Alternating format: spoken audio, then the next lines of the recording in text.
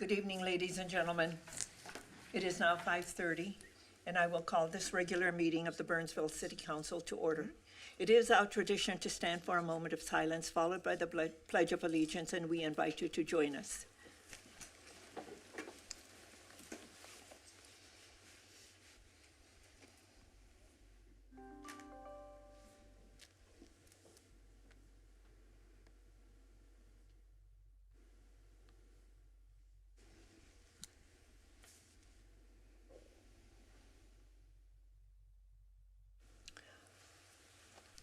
I pledge allegiance to the flag of the United States of America and to the republic for which it stands, one nation, under God, indivisible, with liberty and justice for all. Tonight, you can see that there's just the mayor and two council members. Councilmember Keeley is on vacation, and Councilmember Schultz is with her parents and being supportive to them as they go through some health challenges. So tonight we will continue to do the people's business. And if the clerk will note the members of the council who are present. Tonight's meeting is being conducted both in person and online. Members of the public may attend in person, or the public can also watch us on channel 16 or 859 or online at burnsvillemn.gov/meetings. The public can also participate through Zoom by joining us at zoom.us/join. More information is available on our meeting page, webpage, and in the council agenda packet. The next item on the agenda is announcements, and our announcements have to do with all of our upcoming meetings, and we have two proclamations. Regular council meeting is scheduled for Tuesday, May 21st at 5:30 p.m. and Tuesday, June 4th at 5:30 p.m. We have a work session that's scheduled for Tuesday, May 14th at 5:30 p.m. And we have special work sessions that are also being scheduled. We have a budget session that's scheduled for Tuesday, May 14th at 6:30 p.m. And that follows the regular work session. And then we have commission interviews on Monday, May 20th at 5:30 p.m. All meetings of the City Council are held here in the chambers, except when I will let you know that a meeting is going to be at a different location. So the interviews for commissions are going to be in Dakota A, and that's downstairs. And we have two proclamations this evening, and I will do them from that side.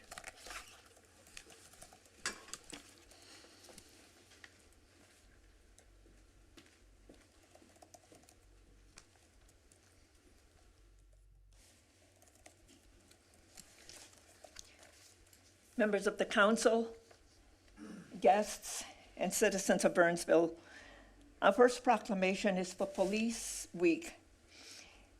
Whereas there are approximately 1 million law enforcement officers serving in communities across the United States, including the dedicated members of our Burnsville Police Department. And whereas it is a well-known and accepted that law enforcement is an inherently dangerous and demanding profession in which dedicated professionals knowingly place their lives in harm's way to protect others who are unable to protect themselves.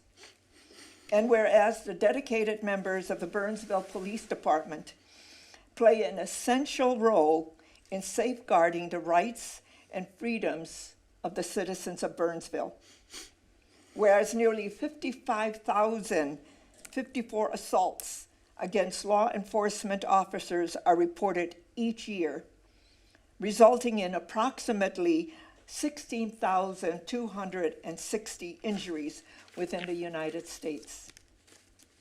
Whereas since the first recorded death in 1786, more than 26,565 law enforcement officers in the United States have made the ultimate sacrifice and been killed in the line of duty.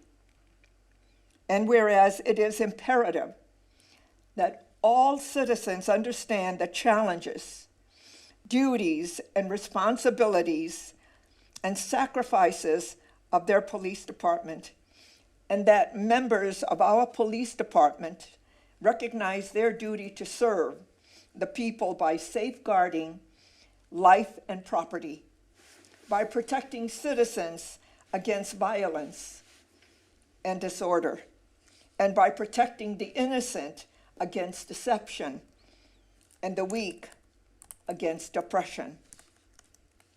And whereas the City Council of the City of Burnsville wishes to honor all law enforcement officers who, through their courageous deeds, have lost their lives or have become disabled in the performance of their duties. We honor our Burnsville police officer Matthew Ruge and Paul Elmstrand for their ultimate sacrifice given on February 18th, 2024. Now, therefore, I, Elizabeth Couts, Mayor of the City of Burnsville, on behalf of the City Council, formally recognize the Burnsville Police Department for their faithful and loyal devotion to their responsibilities and their dedication to our community, and hereby proclaim May 12th through the 18th, 2024, as National Police Week in Burnsville, proclaimed this 7th day of May 2024. And if our police chief, Tanya Schwartz, can come forward, please.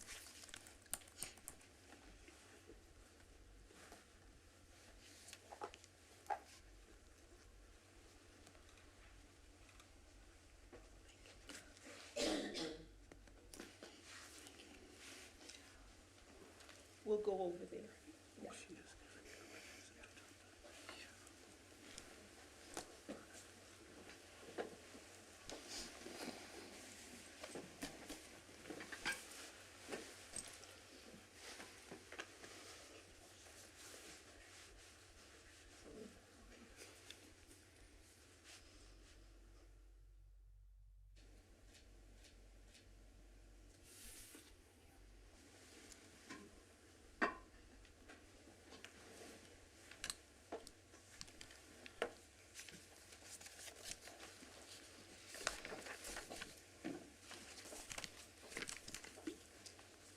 The next proclamation is Kids to Parks Day proclamation.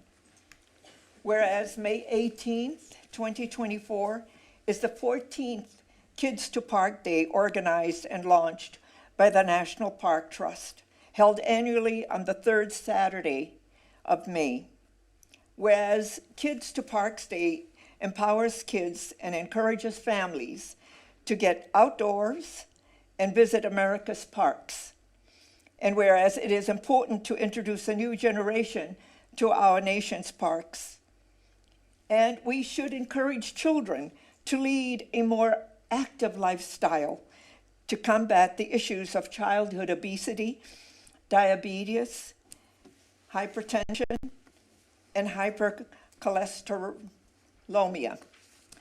And whereas Kids to Park Day is open to all children and adults across the county and across the country to encourage a large and diverse group of participants. And whereas Kids to Park Day will broaden children's appreciation for nurture and outdoors. Now, therefore, I, Elizabeth Couts, Mayor of the City of Burnsville, on behalf of the City Council, do hereby proclaim May 18, 2024, and the entire month of May as Kids to Parks Day.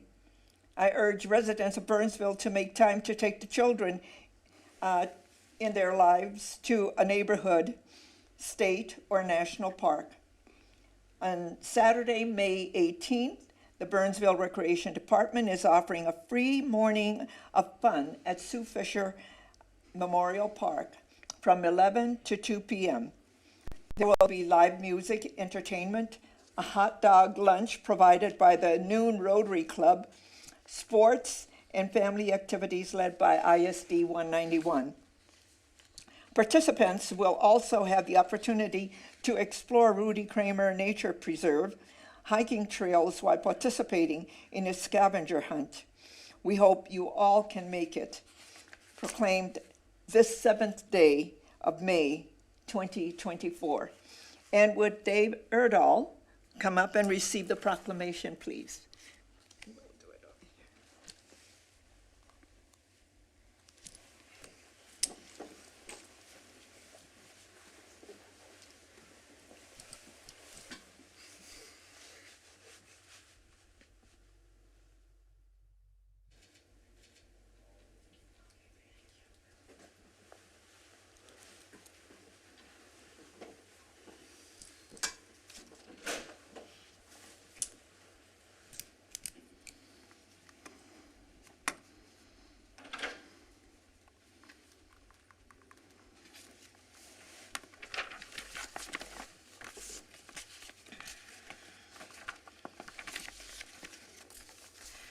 The next item on the agenda is citizens' comments.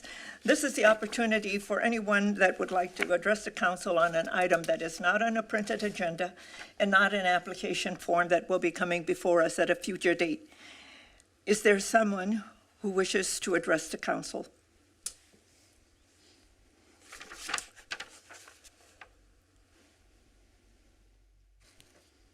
So is Mrs. Teresa McFarland, are you speaking on, oh, you're speaking on the McGowan. That's, okay.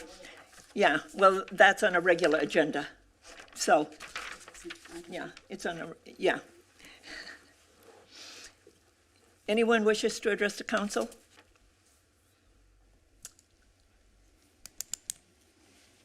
Mrs. Collins, anyone online? No one online, Mayor. Then we will proceed. Thank you. The next item is additions to the final agenda, and this is for emergency items only. Manager Lindberg. Nothing from staff, Mayor. Members of the council. Okay. We will move on. The next is the consent agenda. The consent agenda is a group of items that will be enacted by one motion. However, an item on the consent agenda can be removed for a separate discussion and vote. Is there anyone in the audience who wishes an item on the consent agenda to be removed for a separate discussion and vote? Mrs. Collins? No one online, Mayor. City Manager Lindberg? Not from staff, Mayor. Members of the council? May I have a motion to adopt the consent agenda? So moved. Second. There's a motion and a second. All in favor, please say aye. Aye. Aye. Opposed, say nay. And the motion carries. Thank you. We will move on to the regular agenda. And the first item on the regular agenda is a public hearing, and this is a resolution adopting the 2024 street improvement assessments for 24-101 and 24-102. Presenting this evening is our city engineer, Mr. Blasity. Mr. Blasity, the floor is yours. Madam Mayor, members of the council, thank you. Yes, so tonight we have our 2024 street assessment public hearing. This presentation is going to be very similar to the improvement hearing that we did in February with some updated numbers, but we will kind of run through everything for the sake of communicating the project.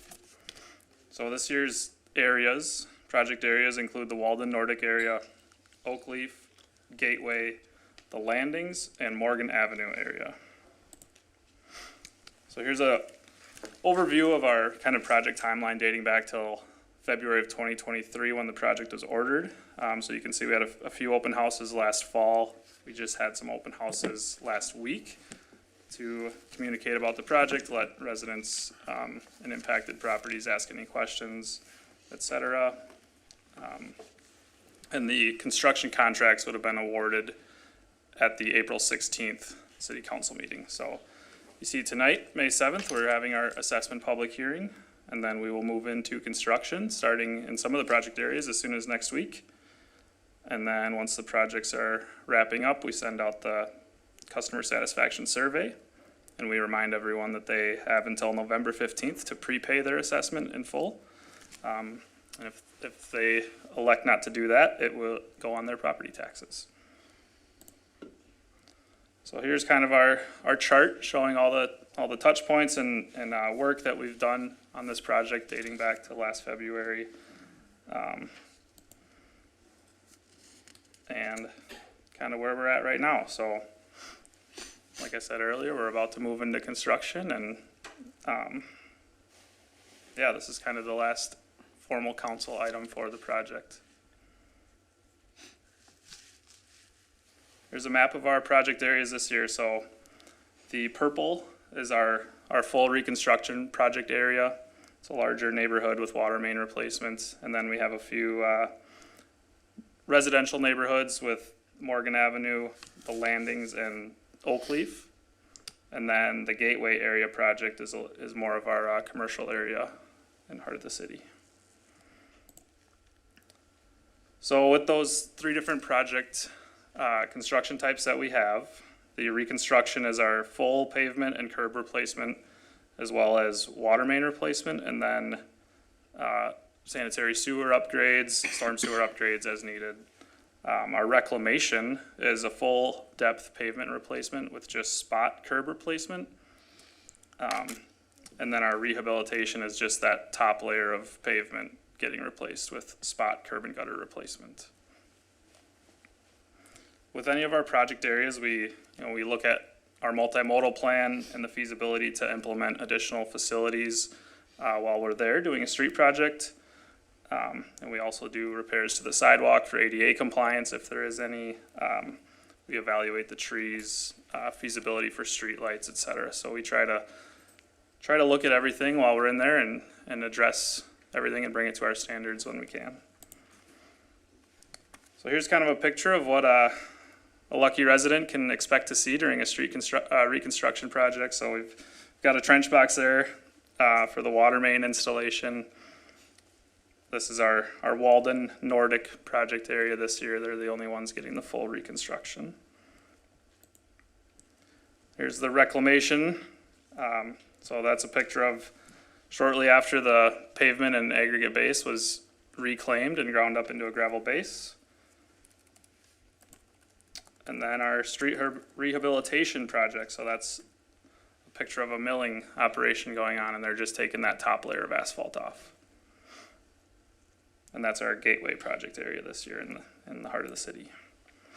Our funding sources, so we use our general taxes through the Infrastructure Trust Fund, and then we have our special assessments, and then the utility improvements are paid for by their respective utility funds.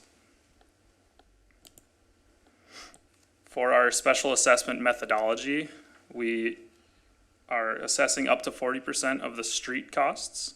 So like I said, the utility improvements are not paid for with assessments, and any additional work outside of the scope of the street work is not assessed.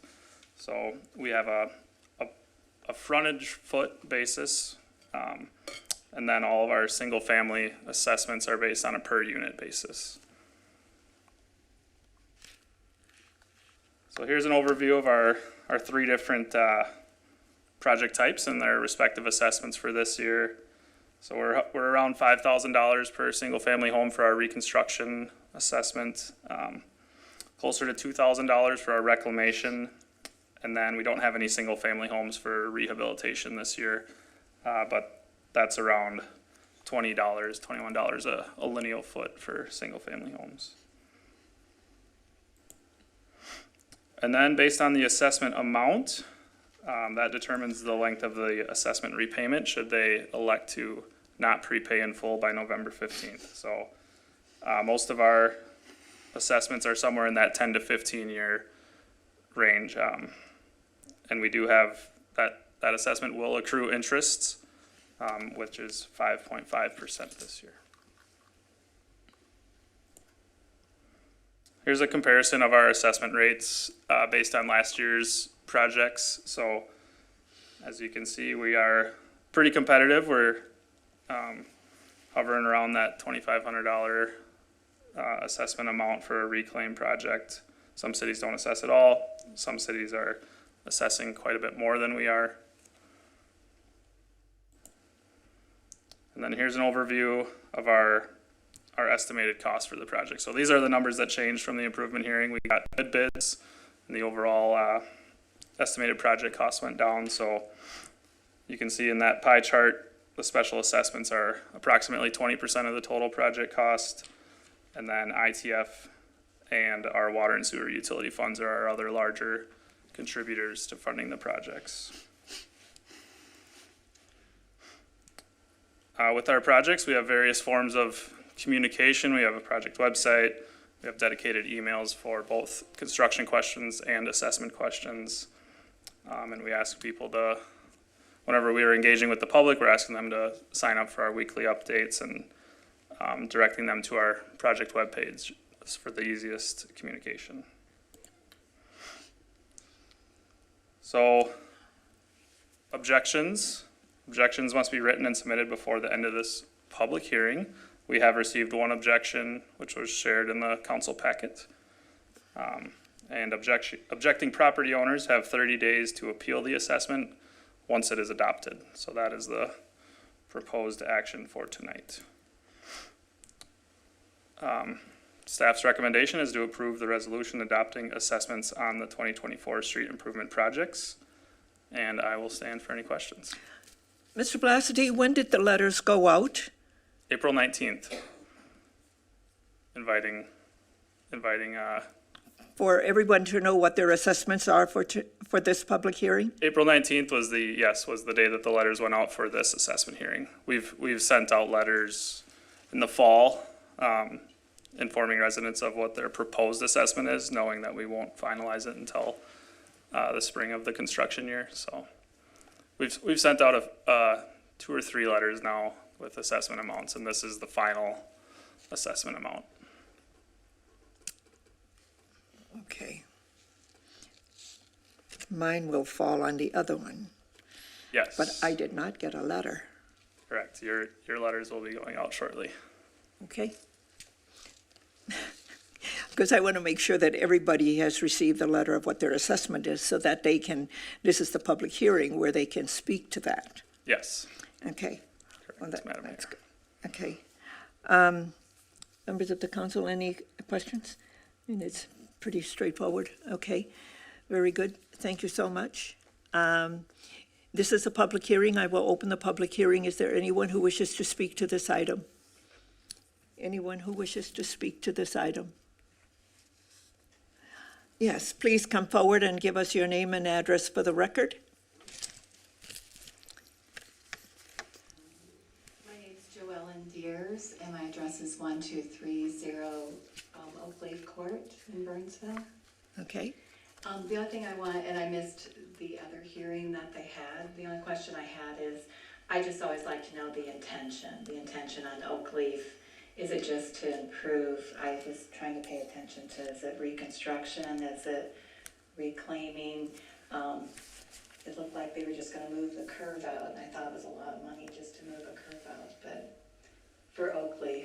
Nope, there's no geometry changes out there. It's a reclamation project to address the pavement. Okay, I still thought that was kind of a lot the road seemed fine. My car doesn't disappear in any potholes yet. Oh. But thank you. Okay, very good.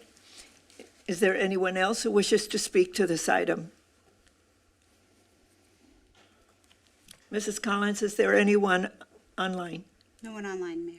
Okay, I will close the public. Please come forward before I close the public hearing. Give us your name and address for the record. Holly Masra, and it's 13431 Morgan Avenue, South Burnsville. So I understand our project starts in 2 days. And I will be honest, it's been financially a very tough time for most Americans. And this $2,000 fee is a hardship. And we had other items that we needed to do to improve our home. Okay. My wish is that we would have had about 2 years to plan for this. Okay, so did you miss the hearings last year about the project? Well, I think that was in November Yeah. or December, right at that time. Mr. Blasity? Yeah, so we send out postcards around April of last April, year, and then yeah. we would have had open houses last October, which would have informed residents that we were intending to assess, and then the improvement hearing Was in November. was in February of this year. Okay. Yep. Now, can I just go over what are they doing on the Morgan Avenue Road, Yeah. Hidden Glen? Yep, Morgan Avenue is also a reclamation project, so we're addressing the deteriorated pavement. Yep. Will curbs be done? It's a partial curb replacement, so deteriorated Where curbs it get needs- replaced, yep. Now, what if they hit a sprinkler head? We'll address it with you at that time. Yeah, we have a process for irrigation damage, so, Okay, yep. all right. And I would ask that if you have other questions, please contact Mr. Blasity, and he'll be happy to work with you. And I'm not sure what age bracket you will, and you know that you can put your assessment on a payment plan. Our staff will help you with all of that. So Yeah. that'll help. Well, we don't want to pay the interest, Okay, so. okay. Now, one last thing. We have a friend who lives in Apple Valley, Sure. and they are not paying for this project of theirs. Their homeowners is taking care of this. We So- understand. Yeah. The time will come when Apple Valley is going to be assessing. They're a much younger city than we are. Okay, And so we put in place, so we want to make sure that our streets continue to be improved, that you have a street that will add value to your property as well. And yes, that's right, Apple Valley doesn't assess, but the day will come that they will have to. and one last thing. This takes a lot of gumption on my part. But unfortunately, we had a beautiful neighborhood. Every homeowner took care of its home, but they don't anymore. And it's brought down our value, and our plan might to be moved out of Burnsville. Okay. Mr. Blasity, can you put up that map again on Morgan? Because I know exactly where you live. Okay. I was born and raised here. I understand. And I I have know that you have, a you know, lot of have great pride pride. in your neighborhoods. I do. And we also want to make sure that our neighborhoods are vibrant. And so, you know what? I'll Thank you drive for by and take a listening. look. Okay? Thanks. You're Okay. welcome. Yeah. Thank Mr. you. Blasity, if she has any more questions, can you help her along? Madam Mayor, absolutely, yes. Thank you. Thank you.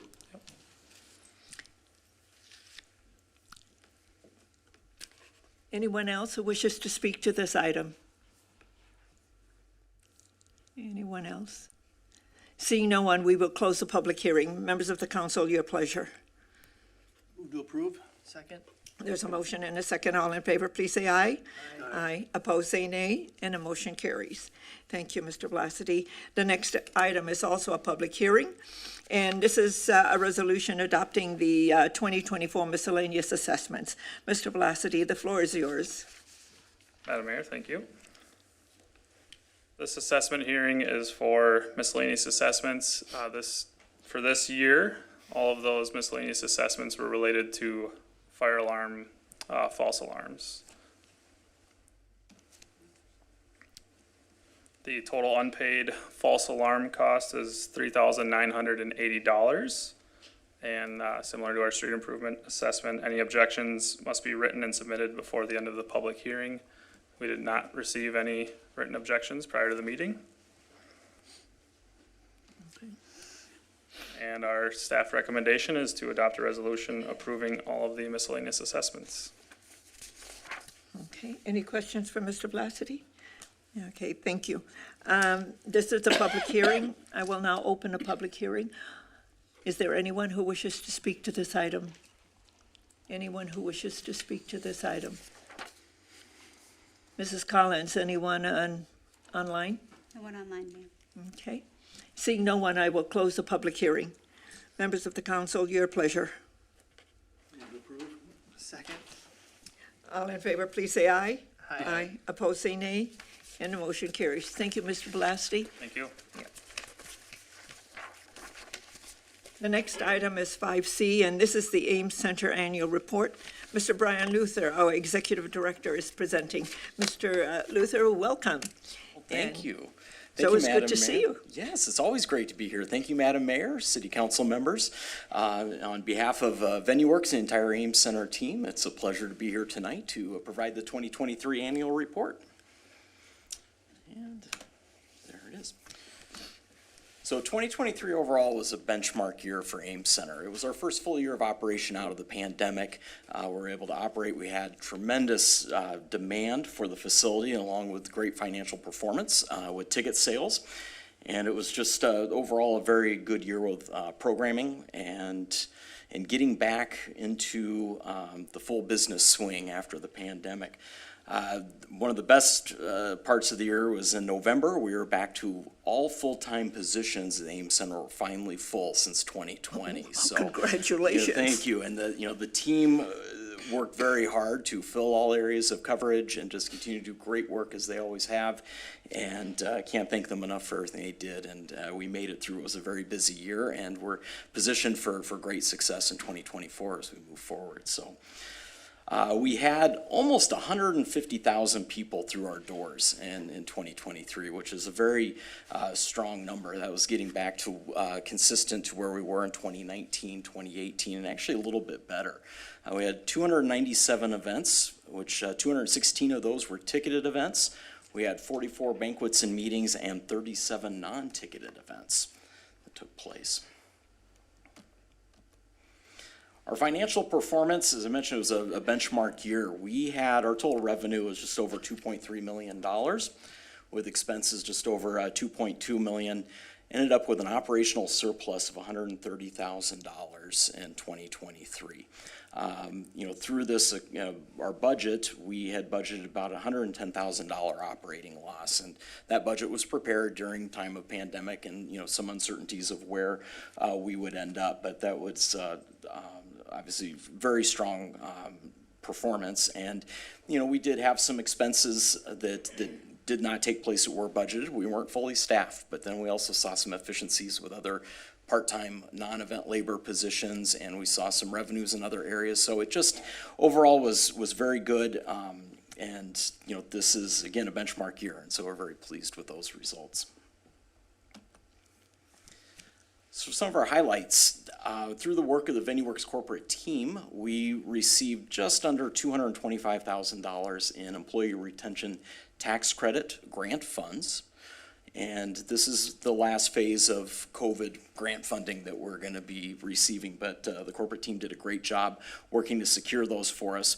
I will note, these funds are not in our operating revenue. These are separate, so this goes right back to the Ames Center Enterprise Fund. So in the numbers I presented earlier, that is not included, so it's not, one of those items that would, pushed us higher. Yeah. So we're very pleased with that, and that positions us very well into the future too. We had a 12% increase in email subscribers, which is a testament to the hard work of our marketing team and that work. And we also donated over 570 tickets to VetTix, which is an organization that provides live event experiences to veterans and their families. And so if we're in a position where we need to put some tickets out to help fill the audience, this is our avenue that we pursue, and it goes to a good place. So we're very pleased to be able to provide that. Yeah, so I want to just amplify that particular opportunity for our veterans.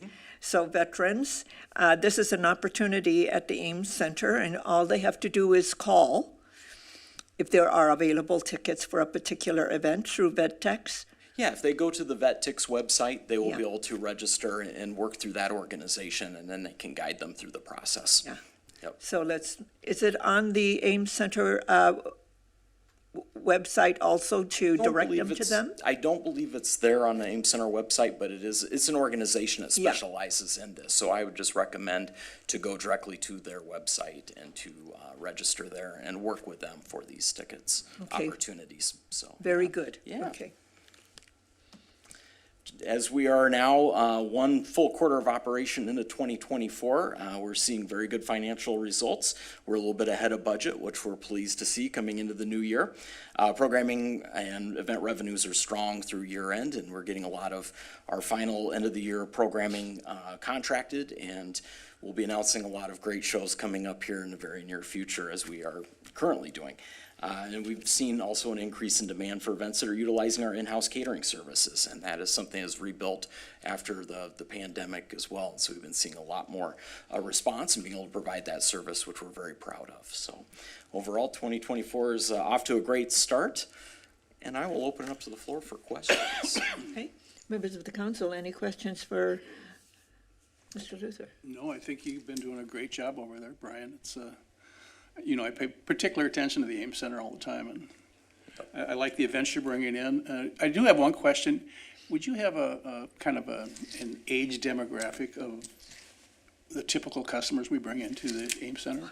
Well, it varies on events. Yeah. Obviously, the show and what audience, but we also have dance competitions that bring in, Young. youth and parents, and it's across the board. Okay. Yeah, very much so. So we get a wide demographic of people through our doors, which we're very proud of, so. Thank you for your answer, Brian. I Yeah, appreciate it. Absolutely. So I live in the area, so I see a lot of activity over at the Ames Center, and especially at this time when you have all the dance competitions going on.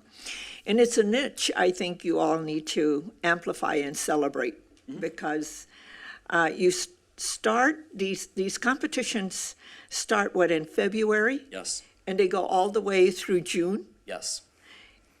And as I said from the very beginning, the Ames Center is an economic development driver. And it also drives the economy in that area. So I see a lot of activity, not only at the Met Cruise, but for all of the other eateries around that area. So it's very good. Yes, It's very good for our restaurateurs, and also good for our hospitality industry, because they come from all over the place and they have to stay. You have some events that start on Thursday night and they go Friday and Saturday, and then they go home on Sunday. yeah, and some even on Wednesday nights too. Yeah, So it's, because I see you big busy impact. over there. yeah. And so, yes, so the hospitality industry must also love the Ames Center, because it drives a lot of traffic.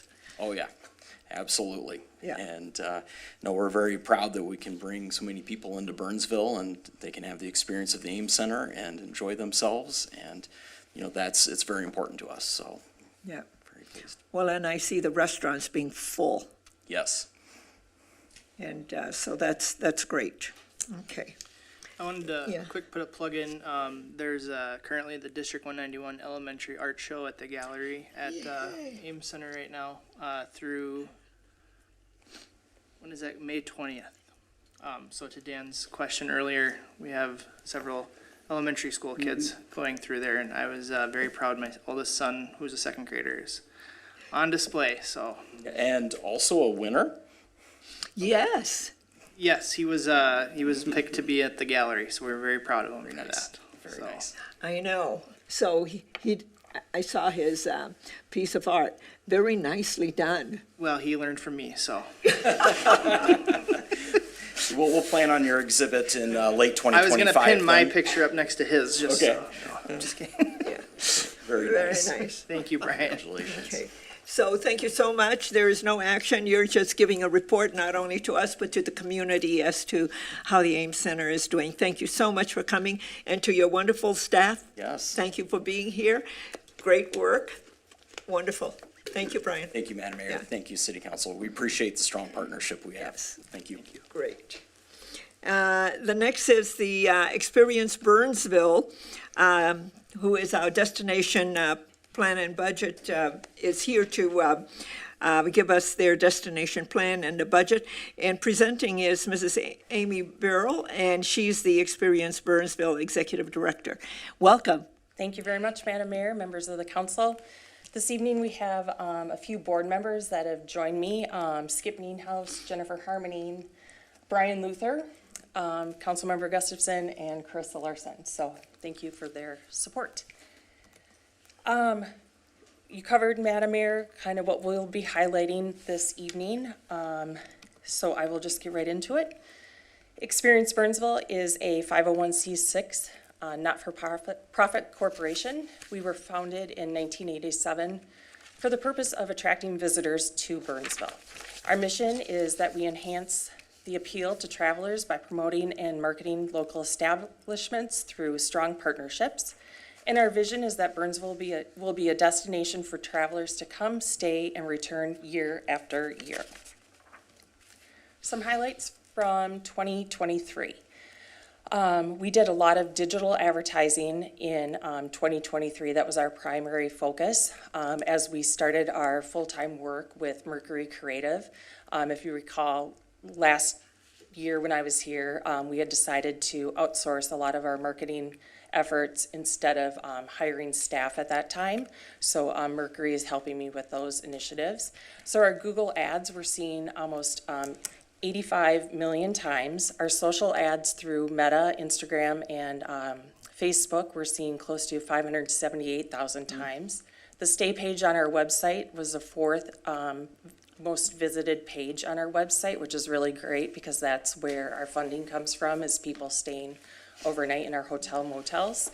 And our website had a great increase in visitorship of 6%, so we had over 71,000 visits to our website. As for our hotels, we have 9 hotels in our community representing about 850 hotel rooms. When I was here last year, we had a really nice increase in our average daily rate as we were coming out of the pandemic. Things have slowed a little bit. So with our average daily rate and our occupancy, we had a slight increase from 2022 to 2023. And just to give you kind of an overview, this is from Smith Travel through CoStar. The average throughout the state of Minnesota for occupancy was 42.7%, and the average daily rate for lodging properties throughout the state of Minnesota was $121.60, just to kind of give you an idea of where Burnsville compares. I know you can't really compare a whole state to a community, but that just kind of gives you an idea of where we're at. And as far as the first quarter in 2024, we are slightly behind in what we were hoping to see as far as occupancy and average daily rate at our hotels, but that could be attributed to several factors. And I think one of the largest has to do with the mild winter that we experienced in Minnesota.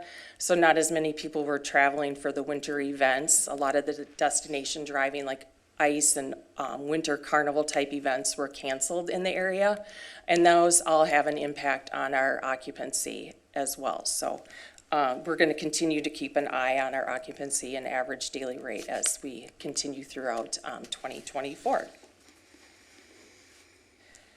And I should also add, in 2023 when I was here, we decided to, with our work with Mercury Creative, we decided to embark on a brand refresh and a new website. That was something that we didn't talk about at all last year. That was something that wasn't even on our radar, but as our work began, we really decided that our brand and our website didn't really represent the destination Burnsville that we, and our target market, the geographic and demographic markets that we were really trying to reach. So last year around this time, we started planning for 2024 with our board and our executive committee, and that came together with a planning retreat in August with Mercury Creative as well as a consultant. Our board approved our destination plan and our budget in the fall of 2024, and that again included additional work with Mercury Creative Group. And then, as I mentioned, our updated brand and website, which now I will show you. So we have two new logos. We have a primary logo and an alternate logo, depending on who we're targeting, what mediums we're using. So we thought it was really important for Burnsville to include the state. When I'm out meeting with different people at conferences and different sales events, a lot of times people are like, where's Burnsville? And so I thought having the state would be very important for us to include as well. I did some research. There are at least 7 other Burnsvilles in the United States. So we're in good company. But of course, we love our Burnsville. We also have new destination brand colors. So these are really represented around like comfort and like feeling familiar with the destination. That's really representative in the dark purple, kind of a bluish dark purple color. And then the copper orange represents the energetic approachability of our community, of our destination. And then the steel blue represents stability. So that really resonated with the test markets that we did and with the demographics that we are targeting right now. And then here is some screenshots of our new destination website, our homepage, as well as an interior page. And the goal of our new website was really to improve the user experience, to reorganize our pages, to have clearer calls to action, and really make it easier for the audience to find the information that they're looking for. And so this launched in late February, so we are just still kind of testing some things. We're going to add some heat mapping to our website to see where eyeballs are falling and clickability and that type of thing. We also have added an accessibility piece, so that helps with translation and other accessibility. In your background, you received our 2024 budget. The budget is a balanced budget. That's important for our organization as well as city council. The majority of funds come from lodging tax, so that's paid by guests that stay overnight in our hotel motels. We're also eligible to receive grant dollars, apply and receive grant dollars through Explore Minnesota Tourism, and we are using some of our savings account to pay for some initiatives that we are doing for a first time. And the use of those funds will go for our continued marketing and promotions to attract visitors, the administration, our office, our staff, and then investing in research and data so we can really have a clear idea who our visitors are. Some key points for our destination plan and our organizational goals. They're a blend of key objectives for a destination marketing organization, as well as goals outlined in the agreement between the City of Burnsville and Experience Burnsville. And those are the primary one is to provide destination leadership, marketing, and management to Burnsville, to promote Burnsville as a preferred visitor destination. And we're the storytellers of the community to not only potential visitors, but also to residents. Continued goals for us is to expand our marketing campaigns. So we have a targeted area and demographic, like I mentioned, but what's next for us? You know, we want to continue to expand and use that data and research that we have and target people that maybe aren't currently visiting Burnsville, and maybe it's a different age group. So how can we use that data that we're now receiving to attract new visitors and to get some different eyeballs on our community, our destination? And then we're also supportive of enhancements of our community through amenities that impact hospitality and tourism, not only for potential visitors and travelers, but for our residents alike. And then also on maintaining our strong financial management and organizational autonomy. So marketing the destination, we have a story to tell. Our story is about convenience and community. I don't have to read the story to you. You can see that, and I can send it out to anyone that's interested. But it's talking about our convenience, our location, our proximity to everything. It's highlighting the amenities that we have, Buck Hill, the Ames Center, the heart of the city, and how that all ties together. A lot of the key words that we use in our marketing and promotion are approachable, authentic, connected, convenient again. That like always rises to the top, not only in destination marketing, but I know in surveys that the city has done with residents and businesses. Familiar, friendly, welcoming, and variety. We have a lot of variety. So our marketing is really outside of the Burnsville area because we're wanting to bring overnight visitors to stay in our hotel motels. So we're really focused on the 50-plus mile area outside of Burnsville. We switched to a conversion-based marketing. So instead of about brand awareness and impressions, we're wanting people to do something, like a call to action, book your hotel, buy your tickets to the Ames Center, get your lift ticket to Buck Hill. You know, we're really trying to like call out those actions for people to do. And then we're using a lot of user-generated content. People's content, our residents and businesses, we're trying to reshare their content to help us tell our stories. That's really important. So we really want travelers to feel welcome here. We want them to feel connected to the destination, to the community, so that they come back again and again.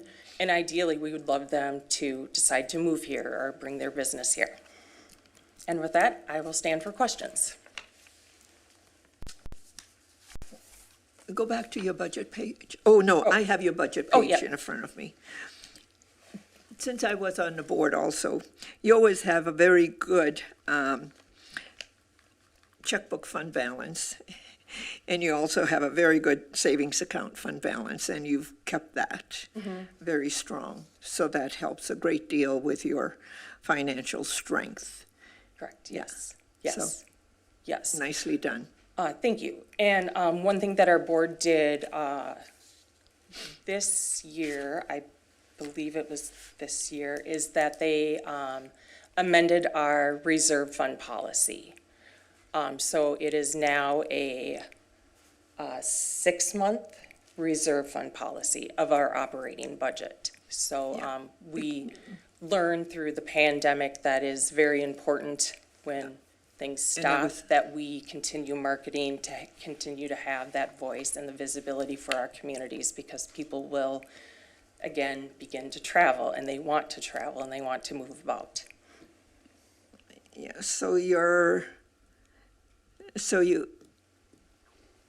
because before it was what, 3 months? It was 3 months. Yes, if I remember. So And I believe you were on the and then board it's when we been adopted amended that. to 6 months. Correct. Yeah, well, I think that's good. The pandemic has taught us all a great deal, hasn't it? Yes. Okay. Good. Okay. Any questions? Just out of curiosity, I mean, what kind of impact does, like a rebrand, like say like the Wyndham have on everything you guys are doing? I mean, do they have their own marketing plan that can then benefit the CVB's plans? You know, kind of pigtail off of what they're doing? Yes. Yes. So for our level, a new brand is fresh ideas, you know, new information for us to share and to promote. People are always curious, you know, what does it look like? Oh, I want to stay at this new branded hotel. The new restaurant, Steak and Ale, will be a really big draw, you know, an attraction not only for residents, but, you know, for the destination people that are staying overnight. So, yeah, that does have an impact. There are also hotels like the Fairfield and the Hampton that are renovating or will be renovating with their new ownership from last year. So just with them updating to brand standards, that always helps with our reach to visitors, because people like to stay in new, shiny hotels and restaurants and attractions, and they, you know, they want to be part of it, you know. Yep, great question. Thank you. Did the American put elevators in, or still no elevators? Still no elevator. Still no elevator. That's a big challenge. I remember when we used to have bus tours come in, and I used to schlep those bags up those stairs for the visitors. Yes, I remember that. I do remember. Climbed those stairs many Yeah, times. it would be Yes. nice if they put elevators in, Yes. because they're not in compliance with ADA, with not having elevators. But Give 'em a it was before, because it was built before ADA, yeah, regulations. So they're sort of grandfathered in, but for convenience sake, it would be nice to have elevators. Okay. Now, perhaps that's why they continue to struggle over and over and over again. Yeah. Okay, any other questions? I don't have any questions. I just want to say it's been a real privilege to serve on your board. I've been on your board a few times, and I've been on for a few years now. And I love the changes that have been made, and you continue to move forward. I'm impressed that you're doing it as a one-person team over there, although you have a very good leadership in the board itself, and I've enjoyed just the conversations that we all have, and a lot of good ideas fly every time we have a meeting, and it's been a lot of fun. And you came from way down here from pandemic to, getting yourself back up again, so Yes, thank you. nicely done. Yeah, it's great to And have a again, I'm impressed you're a one-person office. Yes. It's like, wow. Thank you. Well, you use your partnerships and outsource a great deal, which really helps helps you a lot. Yes, it does help a Yeah. lot. It does. Yeah. Yes, we have And a it great also partner saves and we're money. very creative. Yeah, Correct. very good. Members of the council, if there are no other questions, I need a motion to adopt the destination plan and budget from Experience Burnsville. I move to approve. Second? There's a motion and a second. All in favor, please say aye. Aye. Opposed, say nay, and the motion carries. Thank you so much. Congratulations. Thank you very much. Okay, very good. And the next item is to approve the supplemental agreement with WSB for material testing, professional service for the, why is this? No. This is for the McGowan. This is the application for Richard McGowan for an interim use permit to continue operating the Chalet Golf Driving Range located at 11937 Interstate 35W. And presenting this evening is our Community Development Director, Mr. Jeff Thompson. Mr. Thompson, the floor is yours. Thank you, Mayor and Council. So as you introduced, the property owner and applicant, in this case, Richard McGowan, has applied for an interim use permit for the continued operation of Chalet Golf. A brief history is the Chalet Golf, the outdoor driving range on this site, was actually approved originally back in 1994 as an interim use. Interim uses in the overall Minnesota River Quadrant area are something that's allowed by our zoning ordinance to allow for transitional or interim uses until more permanent development occurs in the area. The original IUP was for a term of 10 years, and we subsequently approved 2 additional kind of 10-year extensions of those interim use permits in 1994 and 2013.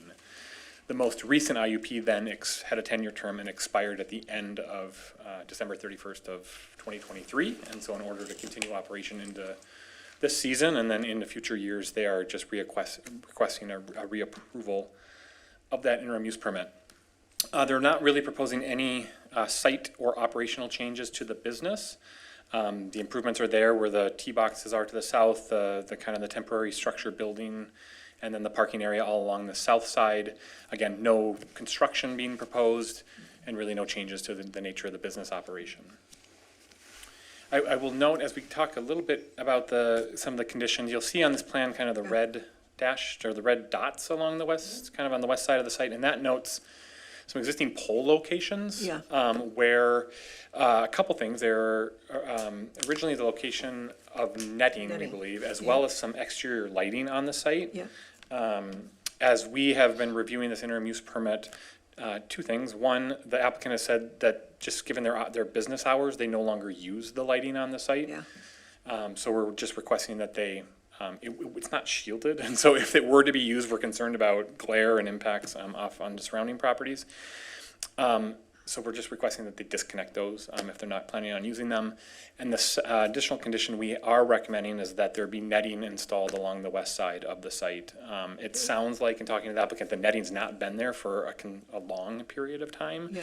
The condition does date back to kind of the original interim use permit, and that's why those poles were there, was to make sure that there's protection along the west side, where there is now a trail Yeah. along the west side for the Minnesota River Trail, Yeah. and certainly the traveling public there. So we are recommending in our conditions of approval that netting be installed on those poles.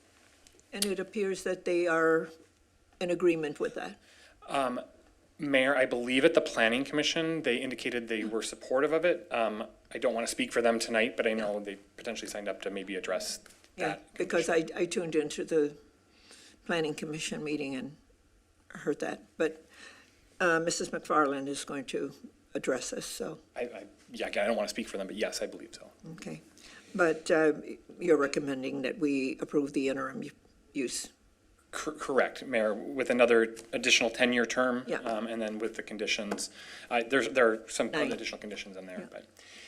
The Planning Commission reviewed this and they held the public hearing as required on April 8th. Their vote was 3-2, so it was a split vote to recommend approval of this. The Planning Commission added an additional condition that there be no irrigation on the site for 1 year, was the term that they put in. Again, this isn't a staff recommended condition. It was not included in our recommendation. It was added by the Planning Commission during their discussion.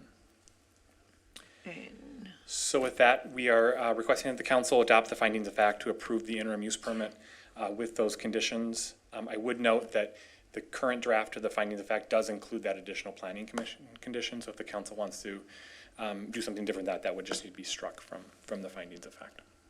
Mr. Thompson, when you were listening to the Planning Commission with regard to the irrigation, just for 1 year, what was your take in understanding why? Mayor and council, I believe the discussion was from a letter that the MPCA sent to the applicant. So we notified the MPCA about the application, as we do with anything that is subject to their jurisdiction. The MPCA provided a letter to Yeah. the McGowans. Yeah. We're copied on it. It's an advisory letter. In Yeah. my review of it's advisory. It's not asking the city to add any know. conditions or to do anything. I know. There was a note in there about observations, I believe it was, or comments that they believe it had been irrigated in the past and concerns about infiltration associated with that. So again, the PCA didn't ask the city to add to do anything. It was just kind of an advisory observation comment from the letter, and I believe it was from that the Planning Commission recommended that additional condition. Okay. All right, very good. Certainly Any the council's- questions for Mr. Thompson?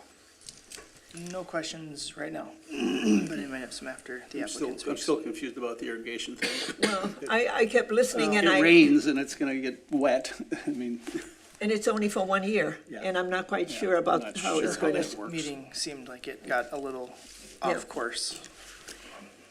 Okay, thank you. Mrs. McFarland? Yeah, and you could just. Thank you. Yes. Madam Mayor, City Council. Good to see you again. Am I on So here? name and address for the record. Teresa McFarland, address is 5700 Newell Circle North, Stillwater, Minnesota 55082. So I'm here on behalf of the Freeway Development Team. As you review the conditions for this interim use permit, there are a couple things that we'd like you to consider. As you know, we're in the midst of talking to the MPCA. In fact, we had meetings today. We've got another one in a couple weeks. Things are moving along at a nice pace. Very good. And, you know, we hope to develop this property into something that's more beneficial for the city of Burnsville, not just a driving range. The driving range is operated for 30 years, as is, with no netting and with the ability to water. That is really crucial to them being able to operate this facility. And if that is not there, they cannot open the driving range because they need the ability to water it. So as you heard, it's not really a requirement, it's just the planning commission Yep. put that in. So So you would like for us to remove that condition? we would. Okay. The What's- netting is also an issue in that we could be spending thousands of dollars on netting that would be there for a certain amount of time and hopefully again, we're all looking for that destination for the city of Burnsville to market. We hope to open an entertainment complex that will attract people from a regional basis. And we hope to know that within 6 months. So to put these conditions on this facility, which again has operated like this for 30 years with no issues, there's been no errant balls that we're aware of. So the netting, I would like, if there is a issue, I'd like to know. We haven't heard that. But to spend that money right now, when we are in the process of trying to develop it into something else, seems a bit egregious and maybe not necessary at this point. So we were wondering if the council could table this at least until we get through this process, which again, we will know within 6 months to a year if and when we can start development on this property. And if something goes awry and we can't, the netting can go up. That's not a problem. Okay, so you're wanting to postpone. Mr. Thompson, because the netting hasn't been up for how many years? It's never been up. Well, it must have been up because you have some poles up from the beginning when the IUPs was in place in 1994. Right, but So I was here. Right, but there has not been netting on the property. So Just lights which have been disconnected, so that part is done. okay. It has been But done. it was in the original IUP. It might have been, but there Yeah. hasn't been netting, so, So it was on the original, but you guys never put it up. Okay. true. Mr. Thompson, so we haven't had any complaints of anyone getting hurt by any, Mayor and council, I'm not aware of any complaints that we've received or any issues that we've specifically received notice of, no. okay. And we don't have records of when there has been or not been netting on the property. I can't dispute it. I don't know, all right? We don't have the records of when, if there ever was netting or when it was, other than to confirm it was a condition of the original 1994 Yeah. interim use permit. And I just wanted to clarify on the tabling. Well, I was just listening to Mrs. McFarland. She's saying instead of putting up the netting now, if the development doesn't go through, then you all will put up the netting. Yes, So that's what I that understand. is what we are proposing. Yeah. It is So a bit of an in expense. a year, we can take a look at the net, we can do that administratively, can we not, Mr. Shepherd? Mayor, members of the council, what I might suggest is putting a time limit on when the net needs to be installed as a condition. So 9 months from now or a year from Well, now. yeah, 'cause and they're it would asking for a year. automatically go into place, and that way you don't have to come back. Yeah, And and if they that's why don't I'm need saying- it, then That's why I'm saying that it can be something that is done administratively with staff. Mayor, members of council, I would put it in as a condition. That's As a my condition. recommendation, that it would just go into place. So instead of, I think it's condition number 3 right now, it would just say, after 9 months or 1 year, whatever the council's pleasure, they must install netting. And that Okay. way you don't have to come back to it. And then if they don't need the IUP, if their plans go forward, then no harm, no So foul. on May 7th of 2025. Mrs. McFarland? Good, we're good. Okay, so we will redo that condition to the netting for May 7th of 2025 to be installed. Okay, Understood. all right. Members of the council, this watering thing, it was only a letter that was an advisory. Remove it Remove it. Oh, yeah, absolutely. because you need to water. We need water. You need to water, so it's, And the Okay. weather's nice. They need to go out and golf. yeah, okay. It's really green out there right now. All right, It's really good. so we will remove that condition. Okay, the staff have that? Remove the condition for the We're watering? Amending 3 to Yeah, Mayor and council, May of 2025, should their project not go through. yeah, that's what I understand. So amendment to 3 and then removal of condition 10. Yeah, So moved. okay. There's a motion.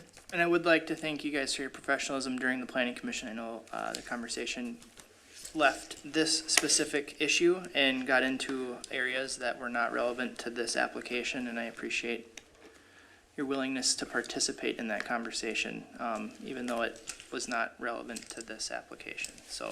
Absolutely. Nicely done again, Mrs. Oh, McFarland. thank you. Yeah. Thank you all. Richard's first Yeah. planning commission Yeah. meeting.